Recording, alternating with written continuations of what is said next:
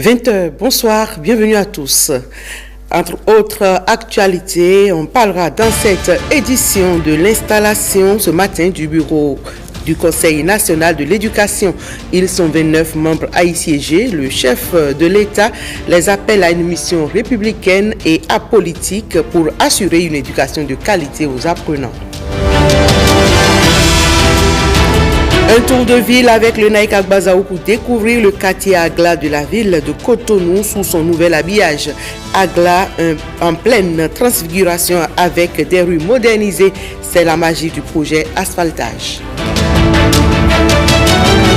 Et puis, point de presse de la Société béninoise d'énergie électrique, les restructurations et les projets en cours de la société sont passés en revue. Et pour l'exercice, Jacques Paradis était assisté par les directeurs régionaux de la SBEE. Pour assurer à son peuple une éducation de qualité, gage d'un développement certain, le président Patrice Talon a posé les bases d'une formation solide. Il a installé ce matin le nouveau bureau du Conseil national de l'éducation, une boussole qui se veut totalement dépolitisée. L'installation a eu lieu au Palais des Congrès. Jérôme Mouhumbo et Jules Akoikou pour le reportage. L'éducation est le socle de toute nation qui aspire à un développement durable. Ce mardi 21 janvier 2020 au Palais des Congrès à Cotonou, elle fédère les énergies autour du chef de l'État. Monsieur le Président de la République,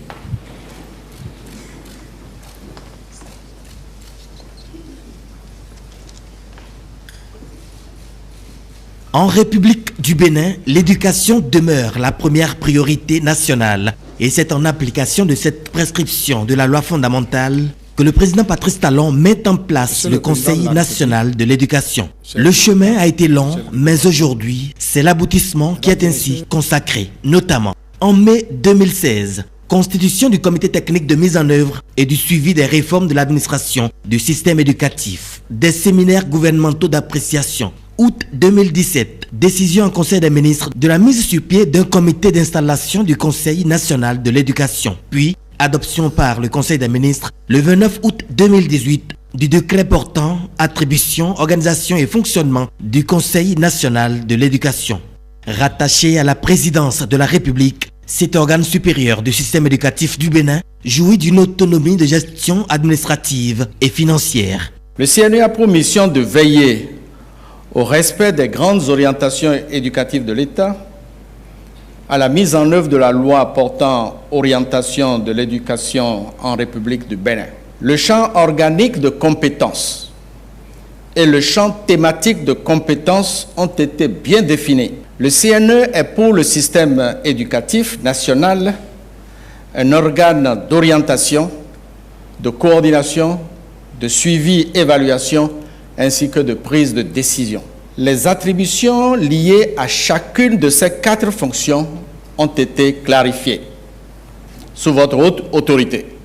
Le Conseil national de l'éducation compte 29 membres qui représentent tous les principaux acteurs du système éducatif. Ils ont été désignés selon des critères bien définis pour servir la cause nationale. Relever le niveau de l'éducation béninoise qui enregistre ces 4 dernières années des performances encourageantes. C'est un pari gagné pour Patrice Talon, celui d'envoyer des personnalités les plus unanimement reconnues expertes dans les divers domaines de l'éducation, quelle que soit leur couleur politique, dans l'exercice de leur mission, et ce, à travers cet engagement. Mon gouvernement, parce qu'il croit à la contribution irremplaçable de l'éducation au développement des nations, jouera sa partition pour vous accompagner dans cette noble et délicate mission.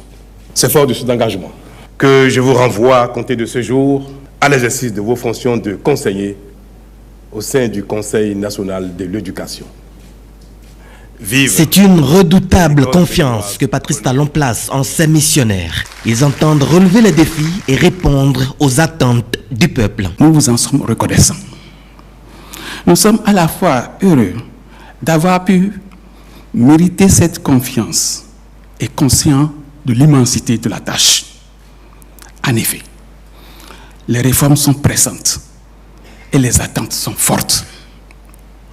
Mais nous acceptons cette noble charge et nous sommes déterminés à l'assumer avec honneur, avec abnégation, avec discernement, responsabilité, dignité et efficacité.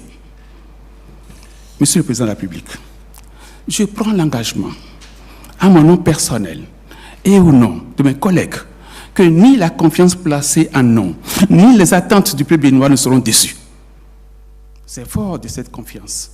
C'est un moment fort, rempli d'engagement, de gratitude et de résultats attendus pour un Bénin nouveau où l'éducation sera à la hauteur des aspirations de son président, toujours orienté vers la qualité, vers la perfection en tous égards. Et c'est à une mission républicaine et apolitique que le chef de l'État envoie les 29 membres du Conseil national de l'éducation. Le président Patrice Talon affiche sa détermination à sortir le système béninois des sentiers battus. Et nous vous proposons ici de suivre son discours à l'occasion de l'installation. C'est avec un sentiment de satisfaction, d'enthousiasme et d'espérance que je voudrais, avec chacun ici présent, consacrer l'aboutissement d'un long processus de diagnostic, d'études, de conception et de mise en œuvre du nouveau cadre de gouvernance de l'école au Bénin.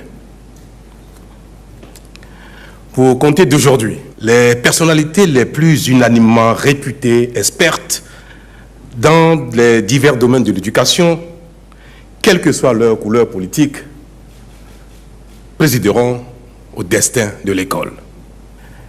Qu'il s'agisse des programmes, du déploiement du personnel enseignant, de la carte scolaire ou universitaire, des affectations budgétaires, des accréditations ou des contrôles des établissements publics ou privés, plus rien ne sera décidé et mis en œuvre par qui que ce soit sans les sachants que voici.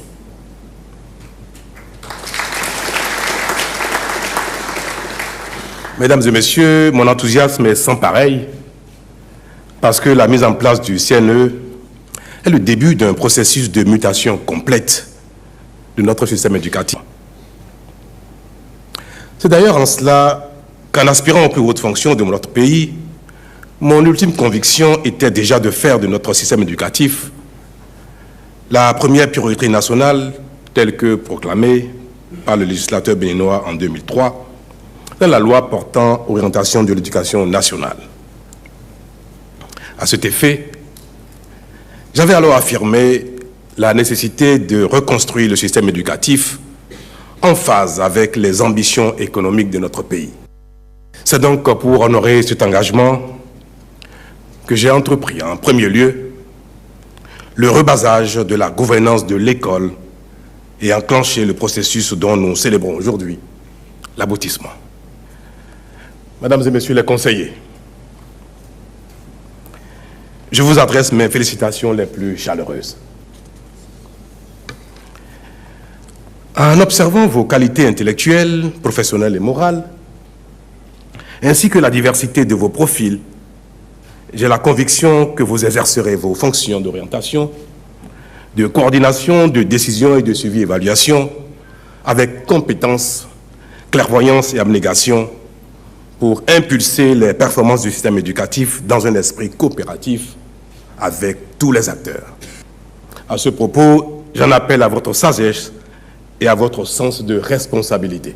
Il vous reviendra avec les ministères en charge de l'éducation, qui ne seront pas pour autant désœuvrés, de prouver à nos enfants, les enfants du Bénin, qui veulent que notre école soit au diapason de leurs rêves, à la hauteur des exigences et défis de leur temps, que l'éducation est vraiment le seul moyen de construire l'homme, matière première de toute épopée.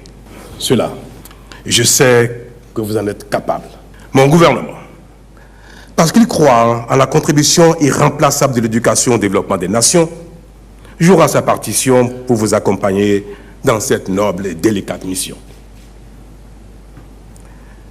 C'est fort de cet engagement que je vous renvoie à compter de ce jour à l'exercice de vos fonctions de conseiller au sein du Conseil national de l'éducation.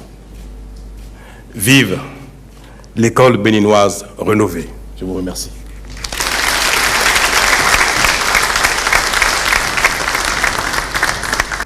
Les acteurs du monde éducatif présents à cette cérémonie d'installation du CNE estiment que c'est une avancée notable pour le Bénin d'installer le Conseil national de l'éducation. Ils pensent qu'une aube nouvelle se lève ainsi pour le pays à l'ère du président Patrice Talon. Ils se sont exprimés au micro de Jérôme Humbo et Jules Akoikou. Nous avons travaillé ensemble, nous étions en amont du processus, nous avons lu et relu, nous avons parcouru tous les contours du dossier, donc il n'y aura en rien de conflit d'attribution. Le CNE sera dans la stratégie, comme je l'ai dit tout à l'heure, essentiellement à veiller à la mise en œuvre de la politique de l'État, mais il y a des organes, des structures qui sont chargés de travailler pour ça, de mettre effectivement en œuvre. Lorsque nous donnons des orientations, il faut voir la mise en œuvre et pouvoir justement faire le suivi. Vous savez que le suivi est souvent le maillon assez faible et c'est ce qui fait que les effets escomptés ne sont pas souvent au rendez-vous. Donc cette attente, nous y croyons, sera fortement levée. Vous voyez un peu la qualité des conseillers. Moi, je ne doute aucunement que ces attentes soient satisfaites. Tous les ordres se retrouvent dans ce conseil qui est un conseil de décision, n'est-ce pas, d'orientation, de planification et de conseil. Parce que conseil, il en faut dans l'enseignement supérieur, surtout au niveau des privés. On nous marginalise, on nous donne une information le matin, le soir on donne une autre information. Les établissements privés d'enseignement supérieur souffrent. Et il faut que ce conseil, je suis sûr, je suis persuadé qu'avec les hautes personnalités qui sont dans ce conseil, ils sauront faire la part des choses pour qu'on redonne aux établissements privés d'enseignement supérieur, aux promoteurs, la grandeur de ces établissements. Donc il va falloir maintenant réorganiser, synthétiser les choses et donner l'homologation à ces établissements privés d'enseignement supérieur qui ont obtenu leur agrément. Parce que le décret 818 du 31 décembre 2008 a institué 4 régimes. Création, ouverture, agrément et homologation. Et ce décret 594 du 29 mars 2017 vient renforcer ce décret pour qu'on aille vite à l'homologation et signer nos diplômes. Nous avons fait les examens pendant 3 ans. Nous sommes en train de lancer les ateliers. Nous travaillons avec le gouvernement pour que très rapidement, les établissements privés d'enseignement supérieur agréés aillent à l'homologation et que les autres viennent après. Notre secteur, qui est le secteur éducatif, est malade. Malade parce que fortement politisé.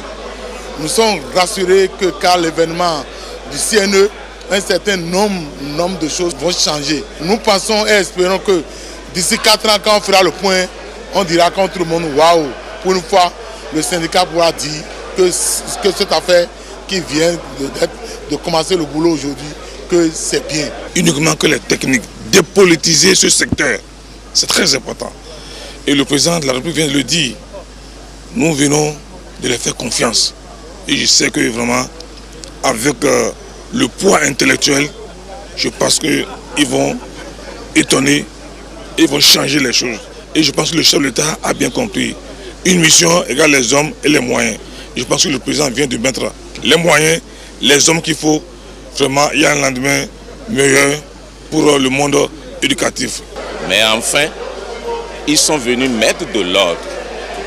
Surtout ce que j'attends. Dans le secteur enseignement technique, je ne voudrais plus qu'il y ait des enfants qui sortent sans pouvoir connaître le métier. S'ils connaissent le métier, je pense que nous allons à la réduction de la pauvreté. Nous allons à l'augmentation de l'employabilité. Parlons toujours d'éducation, bientôt les examens de fin d'année. Les candidats à l'examen du baccalauréat session unique de juin 2020 peuvent désormais procéder à leur inscription en ligne. L'initiative a été lancée par le directeur de l'Office du baccalauréat, Alphonse Da Silva. Elle permettra de régler les problèmes liés aux fraudes à l'inscription et aux erreurs dans les données personnelles des candidats. Suivons les précisions à ce propos du directeur de l'Office du baccalauréat. Il est au micro de Ossénie Adeleke et de Daniel Ada. Se déroule bien. Nous sommes déjà autour de 90 000 inscrits, alors que l'année dernière, nous avons eu quelques 100 000 inscrits. Peut-être que nous allons dépasser un peu cette année. Et ces inscriptions vont courir jusqu'au 31 janvier 2020. Une équipe vient de se rendre encore dans tous les départements pour ramasser les inscriptions physiques, mais cela se fait en ligne. Cette année, nous avons commencé l'inscription en ligne pour les candidats libres. Ça se passe plutôt bien. L'avantage, c'est que nous gagnons du temps et on facilite aussi la tâche. Nous décentralisons l'inscription. Pour les candidats libres, c'était à Guégamé seulement. Maintenant, l'inscription en ligne se fait dans tous les départements et ça se passe plutôt bien. Pour les candidats officiels, cela se fait dans les établissements aussi. Et nous avons convoyé une équipe pour aller ramasser les dossiers effectifs. Et après, nous allons faire une collecte et enregistrer effectivement ces candidats-là pour qu'ils puissent aller à l'examen du baccalauréat sans problème. Nous avons directement les données des candidats dans nos serveurs, sur nos serveurs, et cela facilite effectivement l'enregistrement des candidats. Mais l'enregistrement en ligne ne suffit pas. L'enregistrement sera confirmé par inscription matérielle par les chefs d'établissement dans les collèges et lycées. Bien, le message que je voudrais lancer aux candidats, c'est que l'examen du baccalauréat est un examen majeur et qu'ils se consacrent à leur examen, aux préparatifs des examens. Tout se passe bien sur le terrain, il n'y a pas de mouvement de grève, vous voyez, l'année est apaisée. Et je pense que les candidats pourront effectivement tirer leur épingle du jeu, ayant vu l'essentiel du programme. L'actualité, c'est aussi cette audience à la Haute Autorité de l'Audiovisuel et de la Communication et c'était ce lundi 20 janvier. Le président Rémi Prosper Moretti a reçu la délégation des responsables des chaînes Ado FM et Ado TV sous la conduite du ministre des Sports Oswald Omeki pour échanger sur les nouvelles exigences de la HAC et les perspectives de cette chaîne. J'ai voulu donc moi-même conduire la délégation de la chaîne Ado TV et Ado FM pour venir échanger avec les conseillers de la HAC et les services techniques sur la façon dont nous pouvons collaborer pour que nos chaînes, qui une fois encore ont leur raison d'être dans l'univers médiatique béninois, puissent être vraiment conformes aux exigences du régulateur. Il faut savoir que en dehors de ce besoin de partager avec eux les évolutions qu'il y a eu à l'interne en termes de gouvernance, en termes de changement de la grille de programme, en termes de changement de ligne éditoriale, nous avons également saisi l'occasion d'aborder une question majeure qui est liée à la création imminente dans notre pays d'une chaîne de télé dédiée au sport. C'est une annonce que nous avions faite dans le cadre du programme d'action du gouvernement. Ce projet entre dans sa phase opérationnelle en cette année 2020 et nous voulons donc, nous avons voulu en parler avec l'autorité de régulation pour que, en bon citoyen, en acteur exemplaire, ce processus puisse aller à son terme avec l'accompagnement, la bénédiction, le soutien de la Haute Autorité de l'Audiovisuel et de la Communication. Alors, nous sommes très très heureux de l'accueil. Le président a apprécié la démarche. Vous savez qu'en décembre dernier, Ado a été saisi comme un certain nombre de chaînes également pour se rapprocher de la HAC et le président a apprécié que nous soyons venus nous-mêmes de notre propre initiative pour parler de cette chaîne. Il a également apprécié que ma modeste personne ait conduit la délégation et enfin sur le besoin que nous lui avons exprimé de bénéficier de l'accompagnement de la HAC pour être sûr d'être en règle à tout moment, pour être sûr de satisfaire aux exigences du régulateur à tout moment. Le président a apprécié la démarche et nous a donné l'assurance de l'accompagnement de la HAC. Et enfin, sur la question de la nouvelle chaîne que nous souhaitons créer, dédiée au sport et éventuellement au contenu culturel également, le président nous a donné l'assurance de son accompagnement tant que nous restons conformes aux exigences de la loi et c'est ce que nous avons l'intention de faire. Donc globalement, ça s'est vraiment très très bien passé.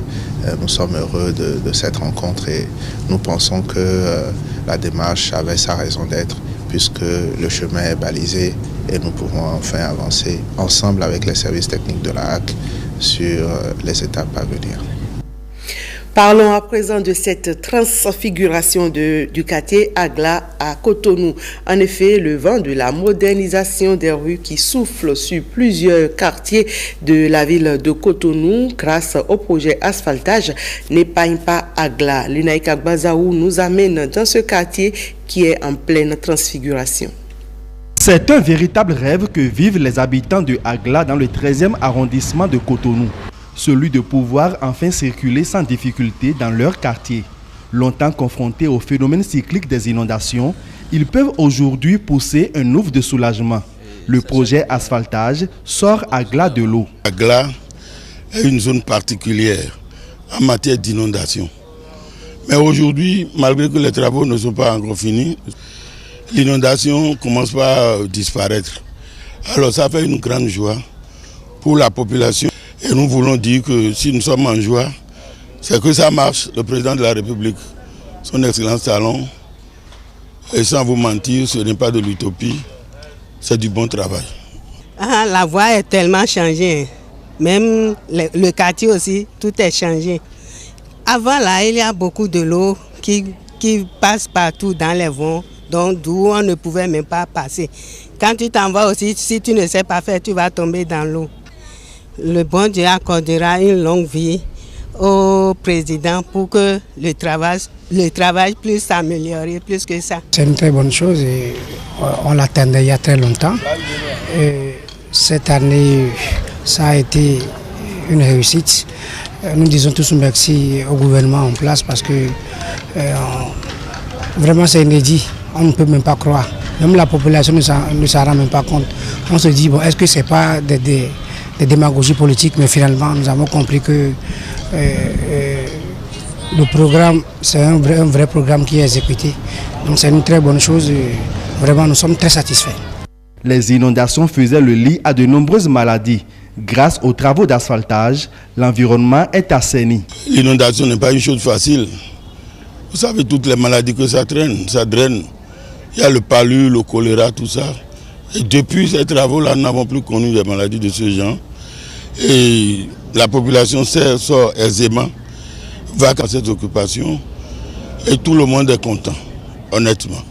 Quartier populaire et populeux, Agla est souvent le théâtre de nombreux braquages. Avec les voies en construction, les populations ne roulent plus la peur au ventre. Il y a eu la réalisation des voies et c'est très bien, Parce que bon, comme il n'y avait pas les voies, il y avait beaucoup de braquages dans ce quartier.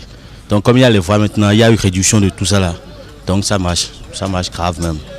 Je vois que le président, en fait si on pouvait le laisser, ça peut aller, franchement. Pour les autorités locales, l'exécutif actuel est à remercier pour les nombreux efforts consentis dans la réalisation des infrastructures routières. On ne peut que remercier le chef de l'État par rapport à ces efforts, car bientôt, lorsqu'il y aura la finition ici, je suis sûr que la population aura vraiment la joie au cœur par rapport à les difficultés qu'on vivait il y a quelque temps.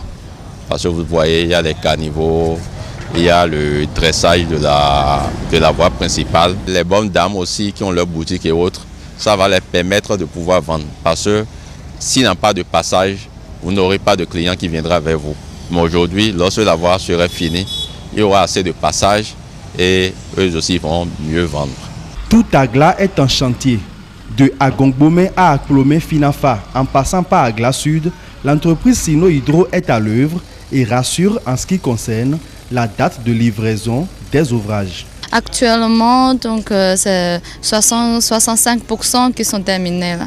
On va respecter le délai contractuel. Avant le délai, là, on rassure qu'on va finir. C'est le début d'avril. Agla conjugue progressivement au passé sa triste réputation de quartier le plus inondé de Cotonou avec l'existence de voies modernes, vecteurs de développement. Le directeur général de la Société béninoise d'énergie électrique était face à la presse ce mardi. Entouré des directeurs régionaux de la société, Jacques Paradis a abordé la question de la disponibilité des compteurs et celle de l'entretien du réseau. Il était également question des projets de la Société béninoise d'énergie électrique. Ghislain Pouguet, François Zinsou. Face à la presse, Jacques Paradis affiche sa satisfaction. En moins de 2 mois, la Société béninoise d'énergie électrique a mis à la disposition de sa clientèle 36 000 compteurs. 28 000 sont en prépaiement. La maintenance du réseau est faite. Toutefois, il existe quelques légères perturbations liées à certaines contingences du moment. Des clients qui sont coupés, donc il y a des perturbations au niveau de certains postes, mais ce n'est pas dû nécessairement au réseau même, c'est dû à des travaux qui sont effectués du côté des rues de Cotonou. Pour ce qui est des postes, on pourrait... la maintenance des postes, elle est faite. Il n'y a pas de problème au niveau des postes actuellement. Deuxième sujet à l'ordre du jour, le raclage du gazoduc qui passe par le Bénin et qui alimente Maria Gleta. C'est une opération de maintenance du conduit. C'est pour garantir la sûreté, la sécurité de la ligne, vérifier les fuites éventuelles que cette opération de raclage est faite. Pendant l'opération de raclage, qui va durer 2 mois, Maria Gleta ne sera pas fournie en gaz. C'est donc le fuel qui prendra le relais. Les responsables en charge de l'énergie au Bénin montent la garde pour que tout se passe bien et sans inconvénient pour les clients de la SBEE. Tout est mis en œuvre du côté de WAPCO. Le ministre s'est rassuré. On est en contact permanent avec eux et le ministre assure en temps réel que toutes les dispositions ont été prises pour que cette opération n'accuse aucun retard. Les travaux de restructuration du réseau et la production du renouvelable sont également abordés. Il y a beaucoup de travaux de construction de nouvelles lignes électriques qui sont en cours. Les mêmes choses se font au niveau d'un projet financé par la BAD, le projet Press Ready, qui va nous permettre de couvrir un certain nombre de localités dans le pays. Au niveau de l'insertion du renouvelable, nous avons actuellement 3 différents projets qui sont en train d'être exécutés. Nous avons un projet de 25 MW de centrales solaires qui sont en train d'être réalisés. Nous avons 50 MW qui sont en train d'être réalisés avec le concours du MCA et nous avons des producteurs indépendants aussi avec lesquels nous sommes en train de travailler. L'objectif, c'est de pouvoir, d'ici quelques années, introduire jusqu'à 80-100 MW d'énergie renouvelable dans notre réseau électrique. Les clients en attente de compteurs peuvent à présent être satisfaits vu la disponibilité du produit. Séance de prière à l'intention du Bénin et de son chef. L'initiative est du révérend Cyprien Boyou, animateur de l'émission Au-dessus de tout et les membres de l'association de cette émission. Ce programme extraordinaire, selon les initiateurs, a eu lieu au Nouveau-Tel à Cotonou. Reportage. Au-dessus des puissances, au-dessus des... Ne soyez pas surpris, ce n'est pas l'heure de votre rendez-vous des dimanches matins. C'est plutôt un programme spécial de prière qui se déroule ici.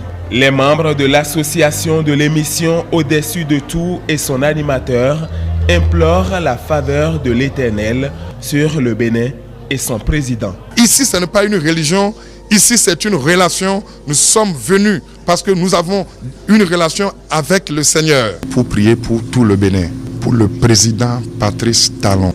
Et nous demandons à Dieu de le protéger, de protéger les ministres, de protéger son épouse, de protéger ses enfants, de protéger ses activités, de protéger le PAG.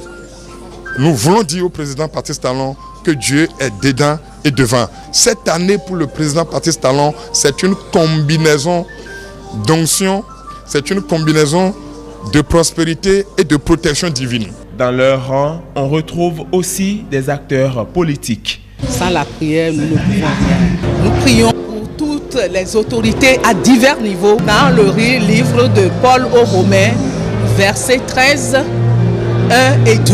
Que toute personne soit soumise aux autorités supérieures, car il n'y a point d'autorité qui ne vienne de Dieu. Le deuxième verset dit ceci. C'est pourquoi celui qui s'oppose à l'autorité résiste à l'ordre que Dieu a établi. Et quand c'est ainsi, Dieu dit, tous ceux qui résistent entraînent vers eux des malédictions. Donc nous prions pour que la paix puisse régner dans notre pays, qu'on puisse se comprendre, étant donné que nous sommes des frères, que les joutes électorales à venir puissent se passer dans la paix. Oui, ce programme est un programme qui vient au bon moment et ceci est important pour lancer l'année puisque tout ce que nous faisons humainement doit s'accompagner du spirituel. Nous croyons fortement que le spirituel accompagné de ce qui se fait, que le Bénin sera beaucoup plus rayonnant. Propulser plus loin, c'est ainsi que le révérend Boyou perçoit l'année 2020. Les dés sont jetés là pour la course à la Coupe du Monde Qatar 2022 dans la zone Afrique. À l'issue du tirage au sort qui a lieu tout à l'heure au Caire, le Bénin se retrouve dans le groupe J en compagnie de la République démocratique du Congo, Madagascar et de la Tanzanie. La première journée de cette phase éliminatoire est prévue au mois d'octobre. Et c'était donc une brève sport pour clôturer ce 20h. Merci mesdames, messieurs de nous avoir suivis. La nouvelle édition, c'est à 23h30 avec Awa Sherif.